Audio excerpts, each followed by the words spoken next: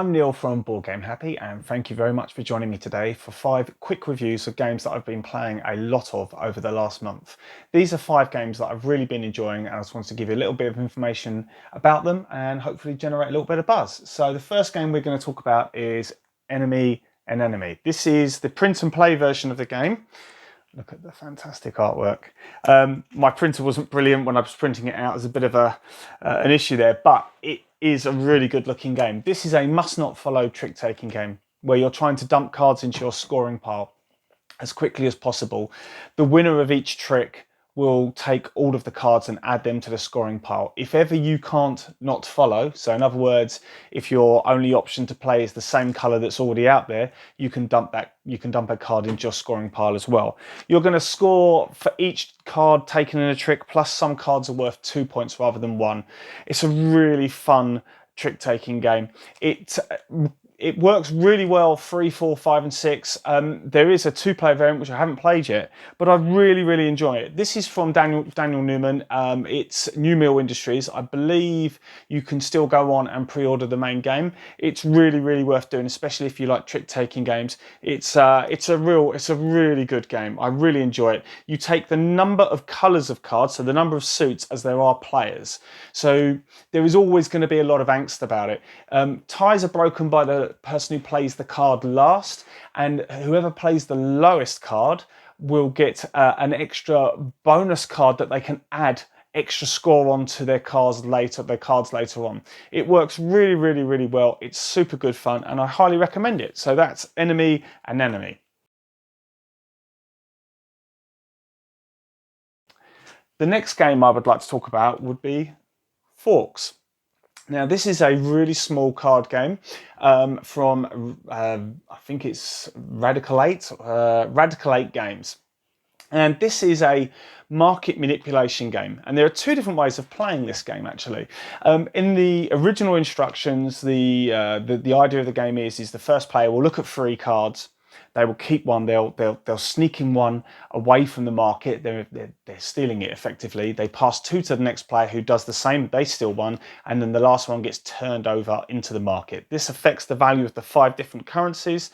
And then at the end of the game, so this is going to keep on going. Then at the end of the game, the top 3 will score positive points. The rear 2 that you've got will score negative points. There's an alternative way of playing, especially at 2 players, and which is probably my preferred way of playing, which is simultaneous play. Both players are dealt 3 cards. They steal 1, pass the other 2 to the other player. They then steal another one. The final 2 are turned over and added to the stock market. And there are some additional cards that are added, etc. But that makes for a really quick and fun game. This is a lovely little card game that I am so pleased I managed to grab hold of. It takes about 2 minutes to explain the rules to someone and 10 minutes to play. Love it. One game is never enough. Highly recommended. And that is Forks.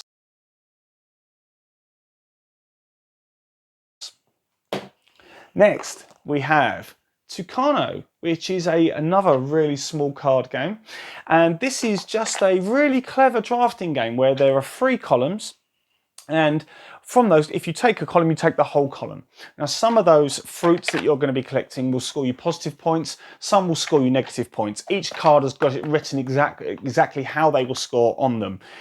There are, halfway through the game, some extra cards come out which allow you to give cards to other players, steal cards from other players, or turn over your whole set of cards so they can't be altered anymore in the game. Lovely artwork, super clear, really easy to teach, plays really well at 2, 3 and 4. I really enjoy this game. It's a lovely small package, really affordable, very portable. Really enjoy it. So if you get a chance to play Tucano, I would definitely go and do so. Next is Next Station Tokyo. This is the follow-up to Next Station London, one of my favourite games from last year, and this is slowly becoming one of my favourite games this year. I think I actually prefer Next Station Tokyo. There's more brain power required for this game. There is, I mean, the art style once again, Blue Orange have knocked it out of the park with the whole components, etc. The art style is really lovely. That's Maxime Morin. The designer is Matthew Dunstan, I should say, one of my favourite designers. And This game requires you to think a lot more about your options, because there are more ways of scoring and there are more ways of getting negative points actually. But the ways in which they've just slightly changed the game, just slightly, there is an ability now to draw one more track alongside a previous one. And that opens up the game to a whole world of different possibilities. Now, because of that, the scoring for 2 lines going into a station has been reduced. There are some ways of doing that with the outside stations, but there is now a way of scoring for 5 lines, because there is a central tube line, shall we say, that you need to connect to, otherwise it scores negative points. Really, really, really good fun. The solo mode, once again, is so much fun. It's a really great game. Get great pencils in it again. For some reason, once again, the pink one that came with the game broke immediately. That happened with the other one. I don't know what that's all about. But anyway, I absolutely love it. So that's Next Station Tokyo.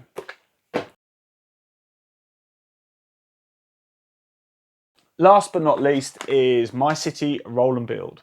This is the follow-up to My City. This is Reiner Knizia's ideas of how a campaign game should go. I really enjoyed My City. I suppose I would say with My City towards the end, it could be obvious who was going to win, maybe, which may have put some people off.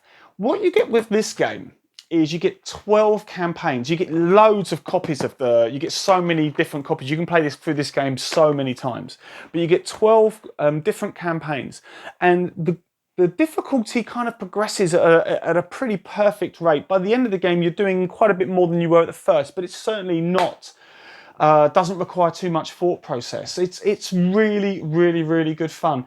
And I enjoyed this game so much solo, actually, that I played 2 campaigns back to back. That's 24 games in just under 24 hours. It was really, really good fun. I really, really enjoyed it. I'm actually quite looking forward to showing this to some people who haven't played My City before, because I think if you had an hour or 2, or maybe a bit less, you could probably sit there and get through the whole campaign. And that's what I like about this, is you can just sit there and go through the whole campaign. Now, each sheet is really good because it does give you a brief overview of the rules. You don't really need to refer back to the rulebook at all once you've got the basic ideas of the game. So it's a really lovely, compact, small package. I love the way you put the 2 dice together to form your shape. You can now mirror and reverse the shape, whereas before you were reliant on purely just the shape that came out. So that's pretty good. So yeah, I really like My City, and it's got me excited about My Island, which is out later on this year, I believe. So anyway, those were 5 games that I have really been enjoying this month. I hope you enjoyed this really brief review, give you a good idea. Maybe you've seen something here you like the look of. If you have enjoyed the video, please like and subscribe. That's always greatly appreciated. And if you've got any comments, please send them over. Always greatly appreciated. Once again, I'm Neil from Board Game Happy, and thank you very much for watching this really quick review of 5 very awesome games. Cheers!